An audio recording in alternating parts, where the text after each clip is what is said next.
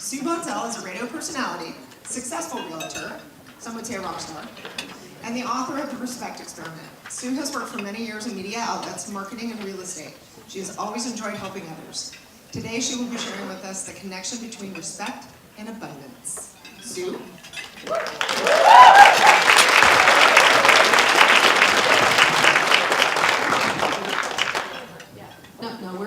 I can use a mic. It makes me look like I'm actually speaking. As Tony mentioned, I am writing a book called The Respect Experiment, and it is a call to action for you to help raise your awareness so that you can make some changes in your life, should you choose to do so. And one of the things that usually comes up when I tell people, oh, I'm writing a book about respect, and usually they look at me and they go, wow, you're writing a book about respect? Why? So that becomes the question, why? Why respect? Why are you going to write a book about respect? And so I have to tell you, in the last couple of years, I've been on a little bit of a journey. So I have been working on some personal development, some spiritual healing, some of it fun, some of it not so fun. And it's shown me a few things. And one of the things that came up is that I know that my number one core value is respect. And that's a big one for me.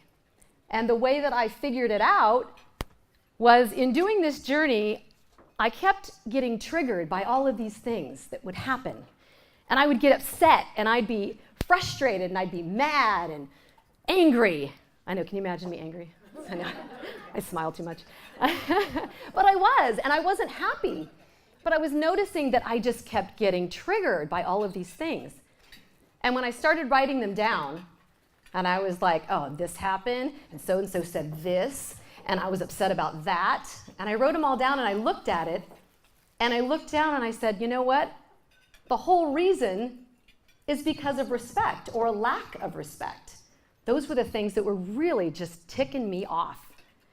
So then I looked at it, and I said, okay, well, why do they make me so mad? Why doesn't someone else get upset about these things? Why is this affecting me so deeply and affecting my life and how I'm responding? Well, this is part of the journey where we go back and we look at some of the experiences. And we've all had experiences that have formed who we are, how we're living our lives, how we're responding to things.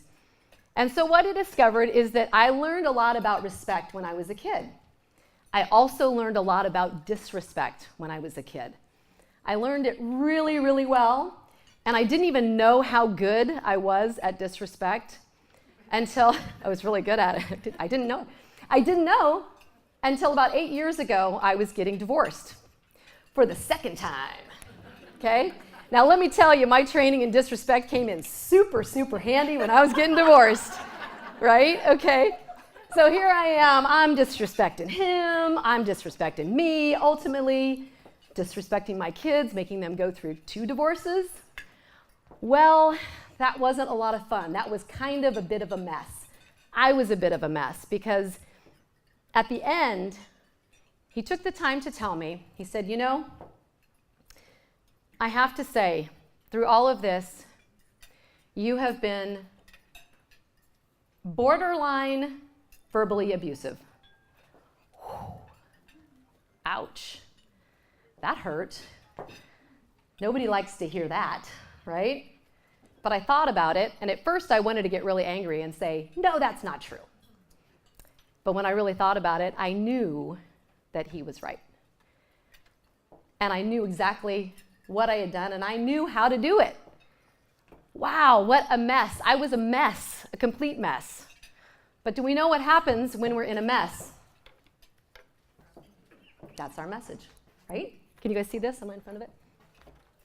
That's our message. This whole mess is like, hello, time to wake up. You're not being very nice.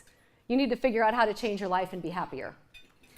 So fast forward now, here we are, several years later, and I am on this really cool journey and learning more and more and more about myself and responding to others and things like that. So I decided I needed to make some changes, and this is where I came up with this respect experiment. So this is an experiment that I've tried myself, and I actually try it over and over and over again because I'm trying to reprogram myself.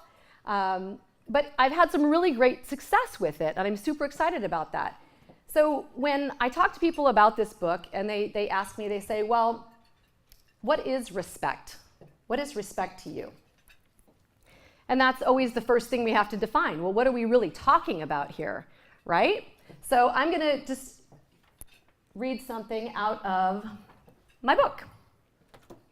Respect is recognizing that we are all human, no matter our flaws, our poor judgment, our lineage, or our life circumstance. It is offering tolerance for those who are not like us, which can often be difficult to do. Many times when things are difficult, it's because they are important. It's acknowledging people for who they are, adhering to rules that help keep our society from utter chaos, and showing courtesy and consideration to others for no other reason than they are just who they are. It is looking up to and admiring people who do amazing things and offering tribute to those completing a job well done. Sound like a fair assessment? So I know why I'm talking about respect, and I know what respect is. So the next question is respect important? So now you guys get to answer the question, on a scale of 1 to 10, how important is respect? 10. Good, nobody said 2. Excellent. We're all in the right room. Great, it's 10. And anytime I talk to anybody about respect and talking about this book, they go, yeah, respect is really important. Gotta have respect, gotta have respect. Absolutely, we need more respect. And we all agree, and we go, yes, we like respect. It's good. So now we have another question. Why? Why is respect so important to us? We all say, well, it's good, and it feels good, right? It feels better than disrespect. So this is how we figure it out, why respect is important. These are all things that I'm going to guess, we all want more of. Can't see you guys over there. Money and security. I'd like to have some more money, right? We usually say we'd like to have more of that. Love, strong relationships, connection. How about health? How many of you got the flu or the cold this season? Yeah? You were begging for some more health, right? We not only want these things, we want an abundance of these things. Faith, trust, integrity, gratitude. We often forget to say thank you for all that we have. We need more abundance of all of these things. Happiness and joy. These are all really, really good things that we want to be abundant in.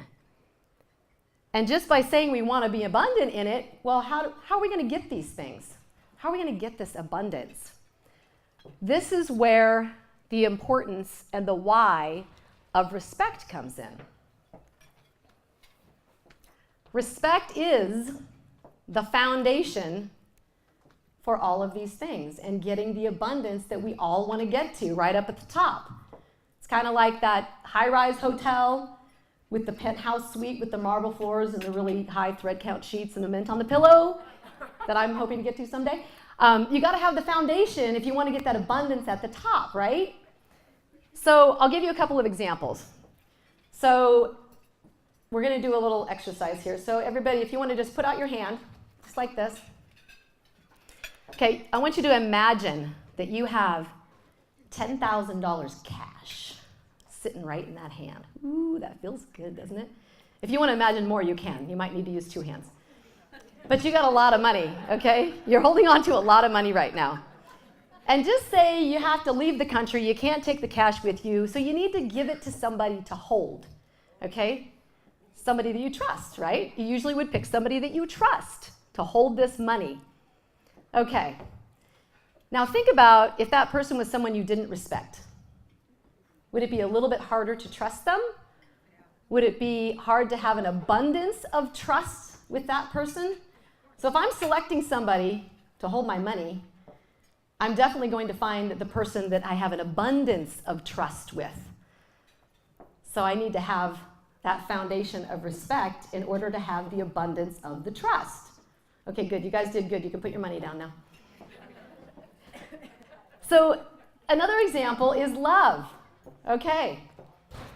I've been in relationships where I didn't respect somebody, and where there may have been a little bit of love there, there was no way we were ever going to get to the abundance of love because there was not the foundation of respect. It's just a lot harder to get the abundance. We want the abundance. We don't want a little, we want a lot of the good stuff. Health, we were just talking about cold and flu, right? At that point, you wanted the abundance of the health. So just think about this for a second. And I know it's tough with the viruses and all the stuff going around and people sneezing on you and everything. But how are you taking care of your body? Are you eating well? Are you drinking enough water? Are you getting enough sleep? Are you drinking too much alcohol? Like, the Chardonnay that I like. Are you stressed? Do you have too much stress going on? You're not exercising. All of these things put all together when we're having trouble, respecting our body, we're more than likely going to diminish our immunity for those things. So it's possible that we're going to get sick. I know that sometimes when I get sick, I'm usually stressed. And that's when my body says, go lay in bed and watch all seasons of Sex and the City. All of them. Don't leave. So these are just some examples of why we need this foundation of respect. So then we say, okay, well, how do we build the foundation of respect? Well, you see this little pink area right here, right in the middle? The cute little pink core? This is not a soft, gushy core. Okay, this is hardcore. Okay, ladies? Hardcore respect for yourself. That's the hardcore center of building the foundation. So when we go to work out, which I don't do, but you go with your trainer and your trainer's like, you gotta work your core, you gotta have the core. Get your core going, you can't do anything without the core. It's the same concept. So where we're starting. And I know, like I said, I know a ton of you in the room, and a lot of you have a lot of great self-respect and wonderful respect in general, which is why I love you so much. But as I mentioned before, going through that experiment a couple times, man, there's always room for improvement, and I'm always happy to find it if there's an opportunity. So I have a couple of things I'm going to share with you, a couple of tips for starting to build this part a little bit. And I also have a workshop coming up. It's in your packet. If you guys want to sign up for that, I'm going to dig a little bit deeper into this. So I have 2 tips today for you, and then we're going to do a little exercise on one of the tips. And both of these are super, super easy. Way, way easy. Okay, the first one is stop complaining and repeating negative stories. Oh, that's easy, right? Because we love girl therapy. I have girl therapy tonight with my girlfriends. I'm excited. But yeah, I'm not saying don't complain ever or vent to your best friends and all of that. We need that. We're going through stuff. We need to talk to somebody. We need to talk it out. We need to hear what they have to say and get their feedback. All that girl therapy is all good. What I'm talking about is what I discovered in myself was when I did the experiment, I was complaining a lot about everything. I would go to a restaurant, and when somebody would say, well, how was it? Well, you know what? The service sucked. The food was, it was all right. I don't know if I'd go back there again.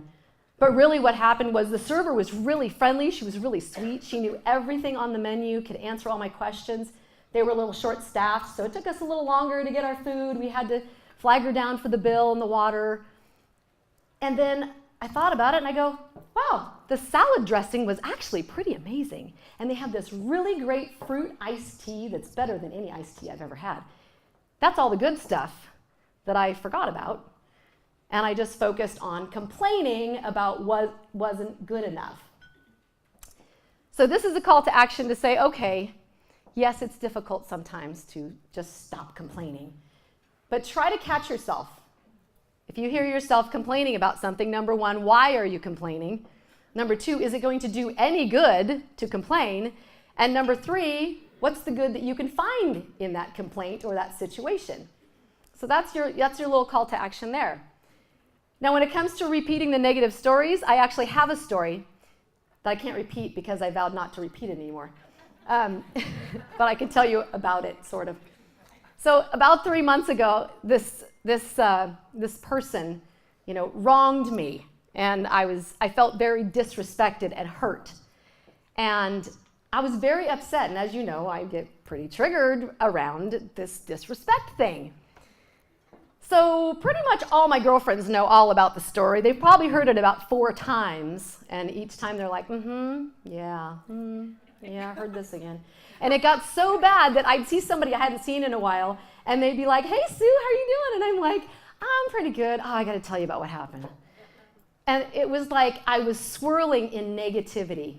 I had nothing but negative, and it just kept going on and on and on. When I finally said, okay, enough is enough, that's that person's problem. It didn't have anything to do with me, but here I am. I'm going to start talking trash and make sure that everybody knows how bad that person is. And here I am writing a book about respect, and I got triggered, which is why I keep doing the experiment over and over again. But what happened was I finally was able to let it go. Whoop. Hello. Okay, we don't need this. It's dead. No? Yeah, that could be it. Okay. All right. I'm it. That's it. Oh. Wow, I was really gripping onto that thing. Okay, respect the mic. Respect the mic.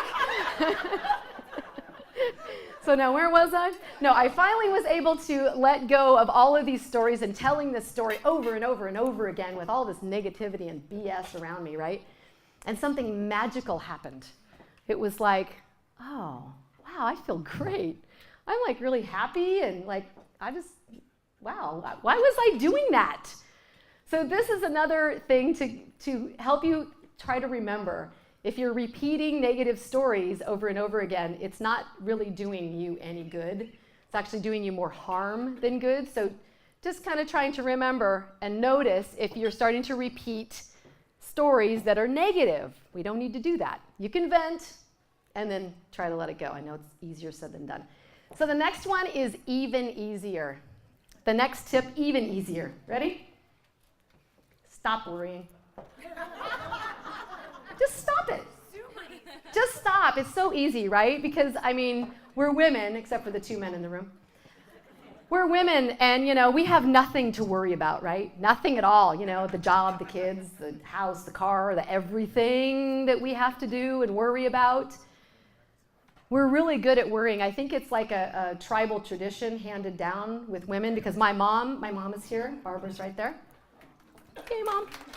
My mom is a terrific worrier. She is so good at it. She taught me well because I worry about my kids and I worry about her and I worry about everything, all these things happening. This is what we do as women when we take it all on and we have it all the time and we're walking around with it and we're worried about this and we're worried about that and what we have to do and I got to call so-and-so and I got a lot going on. It's a lot to worry about. The thing about worrying is it doesn't really do us any good. It's no benefit to us. And what I like to try to remind people is the amount of worrying that you do for someone does not equate to how much you love them. Because it actually is more harmful to you than good. So especially when we're worried about those things that we can't really do anything about.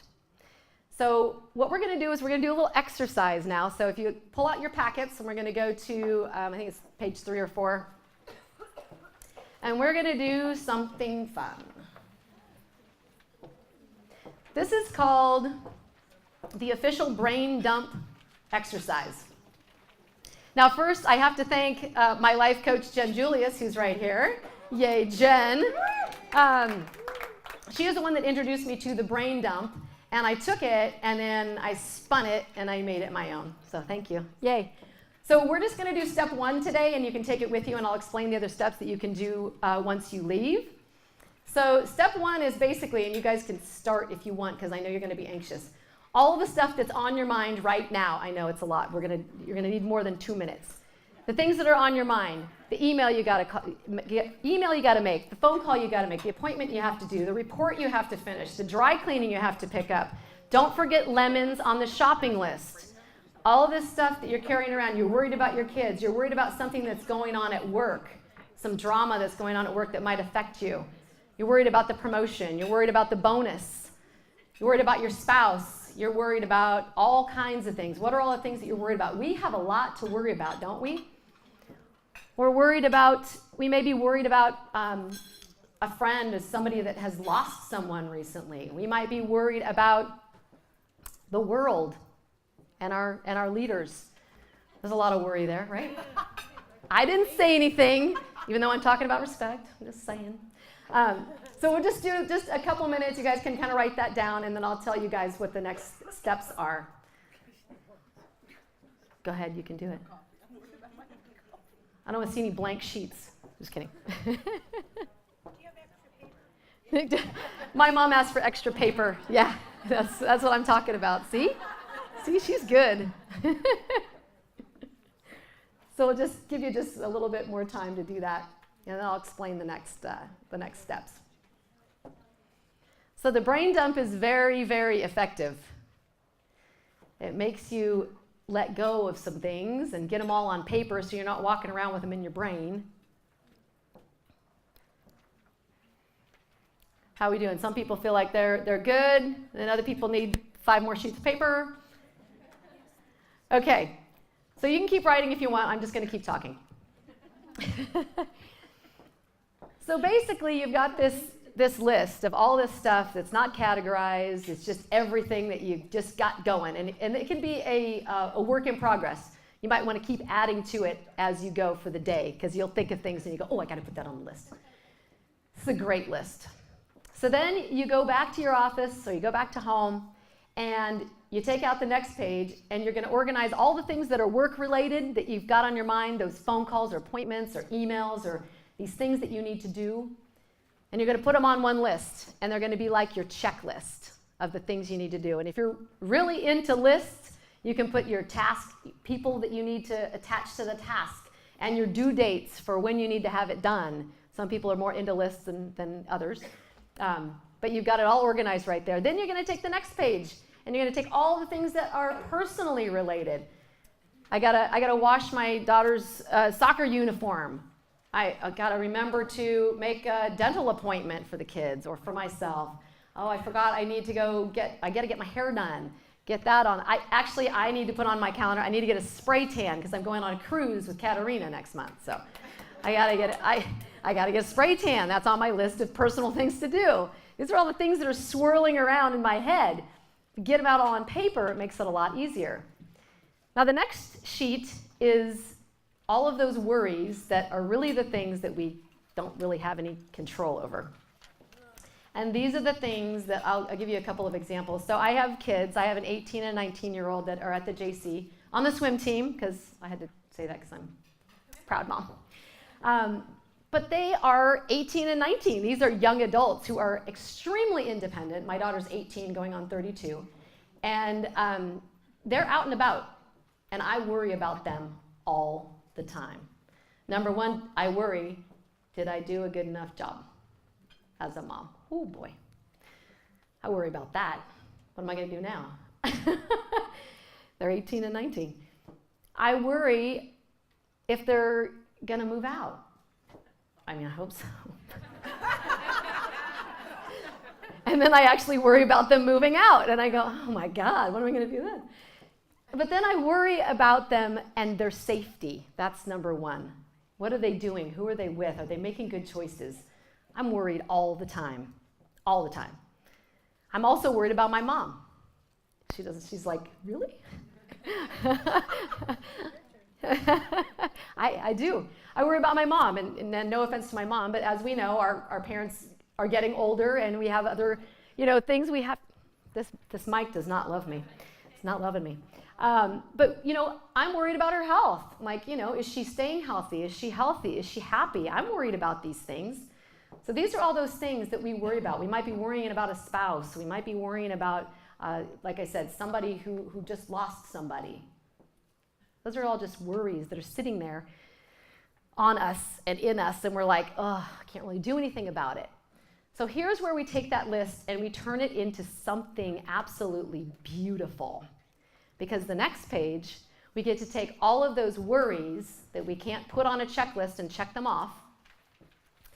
We're going to turn them into prayers or wishes. If you don't want to call it a prayer, you can call it a wish. And so it goes something like this. I'm worried about the safety of my kids. I'm worried that my kids are safe. I turn it around and I say, I pray that my kids are safe. So we're turning all of those worries into these nice prayers or wishes. And then what we get to do is we get to let them go. We get to go, here you go, universe. You've got all the power. You get to take it. So it makes us feel a little bit better. It's not to say that you're going to stop worrying altogether. But at least you can let go of some of that burden that you're carrying around on a regular basis. And you're letting it go. So was that helpful? Let's all take a nice deep breath. Do we do this every day? Oh, that is a great question. You can do this as much as you'd like. You can do it every month. You can do it every week. You can do it every day. You can do it twice a day if you feel the need. Absolutely. And yeah, it absolutely helps. Absolutely. It's helped for me. So with all of that, this is all kind of the beginning of honoring ourselves and giving ourselves some space to have that true, deep self-respect so that we can build that foundation that we were talking about, right? So I want to leave you with a little story that was actually from a Facebook post, which is oddly enough. A Facebook friend that I actually don't know very well, but I see her posts pop up and everything. And she works for the SAY Dream Center, if you're familiar with that, where they have housing for homeless youth, young people there in Santa Rosa. And so she had noticed this young gal who was staying there at the Dream Center, and she noticed that she was, really down, very withdrawn, just looking kind of depressed. And so she was able to have a conversation with her and kind of asked her, what's going on with you? What's happening? And so this young woman had recounted that she had some things that had happened in her past that were pretty traumatic and things that happened, and she was very upset and really having a hard time with dealing with all of that. And so I have a quote that I'm going to read that came directly from this friend's Facebook post. And it's something that I think that we all should remember even before we start doing all this other work. This is where it all starts. You came into the world with a soul that is perfect, precious, beautiful, and whole. Our thoughts get broken and our bodies can get hurt, but those things can be healed. I thought that was an amazing response to what this young woman was going through. And I think it's something that we all deserve to recognize and remember that we are perfect, precious, beautiful, and whole, no matter what is going on in our lives. So that is my presentation. Thank you very much. Yay. Thank you.